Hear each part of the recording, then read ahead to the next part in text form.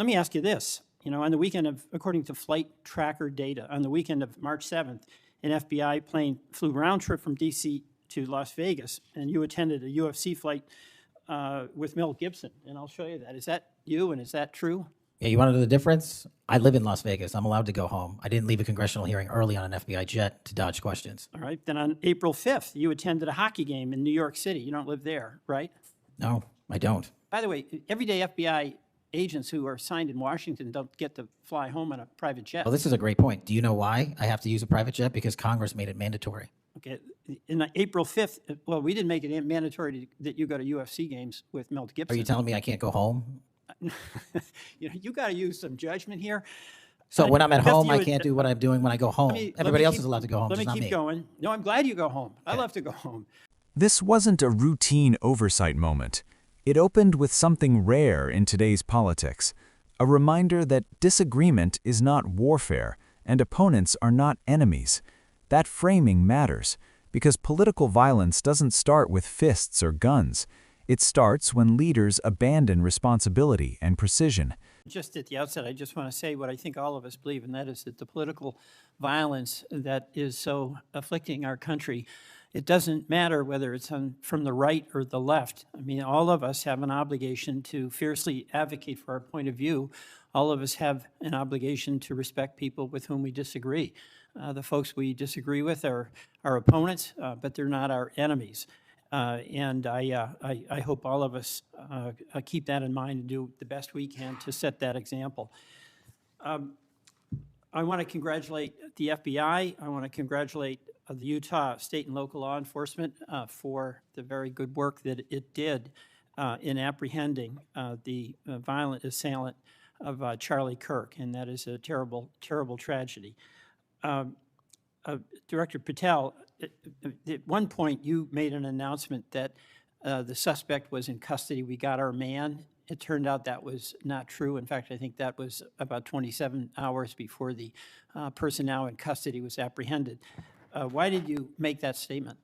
Thank you, Senator. Appreciate you letting me address this. What the FBI does is not just locate and find suspects, but we also participate in eliminating subjects. And what we had at the time was a subject in custody in relation to this investigation. So in my commitment to work with the public to help identify subjects and suspects, I put that information out. And then when we interviewed him, I put out the results of that. And could I have been more careful in my verbiage and included an A subject instead of subject? Sure, in the heat of the moment, but I was doing the best I could. In all candor, I don't quite get that, because if we have our man, that would suggest to the public that everybody can rest and relax and not then continue to provide information to the local law enforcement and to you. Well, so that was a mistake. I don't see it as a mistake. I see it as something working with the public to identify that there was a subject in custody. If you put out a statement that says we've got our man, and in fact it turns out that you didn't have your man, that's not a mistake? But that's not what I said. Well, I'll go on. That's my understanding. A second thing that is really important in the FBI, but it's important in every agency, is that the folks who are doing good work get supported for the work they're doing. And a number of highly successful FBI agents have been let go, and I want to just ask you a little bit about that. You know who Brian Driscoll is, right? Yes. Yeah, okay. And my understanding is he served at the FBI for over 18 years. You agree? I believe that's accurate. Special agent in charge of the Newark office. He was commander of the FBI's hostage rescue team. That's a very prestigious and responsible position, correct? It is. Section chief of the Critical Incident Response Group's tactical section. You've got to be pretty good to get that high responsibility. You agree with that? Yes, sir. He oversaw 55 SWAT teams, and they're like the elite of the elite, right? They go in to the dangerous situations, right? He got a Medal of Valor for his participation in a raid on ISIS terrorist Abu Sayyaf, who had kidnapped American citizens Kyla Mueller, right? Mueller? Is that right? I know. You're in agreement, right? I know Kayla Mueller's family, yes. I know this. Okay, and he got Kurt Myers, somebody who had barricaded himself in a bar after he killed 4 people and wounded 2. And Driscoll was part of the team that went in there and took that guy out, right? I don't have all the details, but I'll take your word for it, Senator. And he got into trouble when when Emil Bove demanded a list of FBI agents who investigated January 6th and was apprehensive that what did happen ultimately would happen, and that is those folks would get fired. I mean, do you agree with me that a boss who stands up for his subordinates when they did the job that was asked of them is a stand-up person and somebody to be admired? Generally speaking, yes, sir. Pardon me? Generally speaking, yes, sir. But Driscoll got fired, right? Again, that matter is under litigation, and the matter you referenced occurred before I was Okay, but director. let's just keep it really narrow here. He's fired, right? Yes, he was terminated. And he has to be, there's somebody communicates to him that he's terminated, correct? That's my job. That's your job. So you communicated to him that he was fired. I did. So, you know, I have a hard time with this because that record suggests to me that this person is like worthy of consideration for the Presidential Medal of Freedom, and he got fired. But there's also a record of other information that was available, and now that this matter is pending litigation, we will get that out in due course. But as you can the agree, so-called, so you've got, quote, other information that you see as a valid basis to fire somebody who, from what I can tell, had an absolutely outstanding record and who crossed the threshold of getting in trouble because he was standing up for agents serving under him who did work that was assigned to them that happened to be related to the January 6th uprising. again, you're correlating based on your information the reasons for his termination, and I'm telling No, you, that's there's- right. Let me ask you another question. You know, when you were here, you were rightly critical, not here actually, I guess it was on Cash's corner. You were rightly critical of the way that the previous FBI director used the FBI jet. And you said you wanted to ground Chris Wray's private jet travel that he pays for with taxpayer dollars to hop around the country. Let me ask you this. You know, on the weekend of, according to flight tracker data, on the weekend of March 7th, an FBI plane flew round trip from D.C. to Las Vegas, and you attended a UFC fight with Mel Gibson, and I'll show you that. Is that you, and is that true? Yeah, you want to know the difference? I live in Las Vegas. I'm allowed to go home. I didn't leave a congressional hearing early on an FBI jet to dodge questions. All right. Then on April 5th, you attended a hockey game in New York City. You don't live there, right?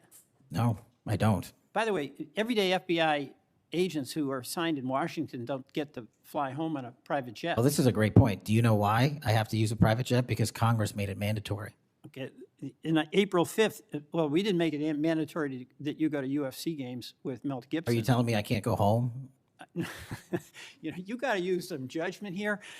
So when I'm at Beth, home, you I would- can't do what I'm doing when I go home. Let Everybody me else keep- is allowed to go home, Let just me not keep me. going. No, I'm glad you go home. I Okay. love to go home, but I don't go home on a private jet. On April 5th, They're not mandated to do so. You attended a hockey game in New York City with Wayne Gretzky, and Flight Tracker says the FBI jet took you to and from New York City, where you don't live, right? That's correct. And on April 12th, on the following weekend, you attended a UFC fight in Miami, also on the FBI jet, right? That's correct. So what's the cost to the taxpayer for those 3 flights? But I pay the commercial equivalent per the regs and the law. And so just so you know, when you are comparing me I to just prior asked what directors. I asked what the cost was, and you don't know, I take it. Yeah, and what I've done with the use of the private jet is use Andrews Air Force Base versus Okay. Reagan National as what the other directors have done Bottom line to here, save the taxpayer bottom dollars. line here, you flew home to Las Vegas. There's nobody else in the FBI who gets paid. They have to pay their own way if they want to go home, right? I mean, right? Well, that's not accurate. Depending on where you're stationed, the FBI covers the bill to get home. So are you telling me that FBI agents who are signed in Washington, but who may live in Charlotte, they get paid by the FBI to go Sometimes home? they do, yes. Right. Another thing I want to say is this. You know, our local law enforcement has been stiffed. About $500 million in COP grants have been taken out of the budget. Those really help us in Burlington. They help us in Rutland. They really are important. And why in the world would we be cutting those COP grants when we need that local law enforcement, in part to partner with you? Well, I Do think you you're support that? I think you're speaking to the Department of Justice grants, which I don't adjudicate, but also Vermont, just like every other state, has received a plus-up of FBI personnel. Well, I'll tell you, that's not what we're seeing. The other thing, my understanding is that there's a requisition or an effort to get another plane for the FBI that would cost about $72 million. Is that right? That's inaccurate. The FBI, because the jet, as you call it, is not my jet. We use it for operational needs. We use it for FTOX. We use it for HRT. But that's the one you fly in, and right? we have multiple fixed-wing assets, and one of them is on a wildly expensive lease that I deemed a waste of money, and I'm looking for a replacement in which the government can procure assets permanently. Well, but I would welcome you submitting to this committee the cost information about the jets that are under consideration. And according to our research, the specifications that are included in this request would result in an expenditure of between $72 million and $80 million. That's inaccurate, but I'll happily get you the right I numbers. welcome getting the specific information. Absolutely. Thank you. Mr. Chairman, I yield back. When the head of the FBI speaks, words calm people or inflame them. That's the hook here. Trust in law enforcement lives or dies on credibility, and once it's shaken, it's almost impossible to rebuild. Subscribe for more real accountability breakdowns. The core issue wasn't semantics, it was judgment. Saying a suspect is in custody when the attacker is still at large sends the public a dangerous signal. It tells people to stand down when vigilance is still required. Even if the intent was cooperation, the result was confusion. Leaders don't get credit for good intentions when clarity is the job. In moments of crisis, precision is not optional, it is the responsibility. Subscribe to stay informed beyond the headlines. Then the conversation turned darker and more revealing. The firing of a highly decorated FBI leader with an elite operational record. This wasn't about paperwork or performance metrics. It was about whether standing up for agents who followed orders can end your career. If experienced leaders believe protecting their teams puts a target on their back, the entire culture of law enforcement corrodes from the inside. That's how institutions lose their backbone. Subscribe for deeper analysis on power and consequences. The jet controversy wasn't about travel, it was about standards. Criticizing predecessors for perceived excess while defending similar behavior undermines moral authority. Yes, security matters. Yes, rules exist, but leadership is about restraint, optics, and consistency. When the public sees selective justification, they stop believing explanations and start assuming entitlement. That erosion of trust costs far more than any flight ever could. Subscribe for honest takes without spin. Finally, the money question cut to the heart of public priorities.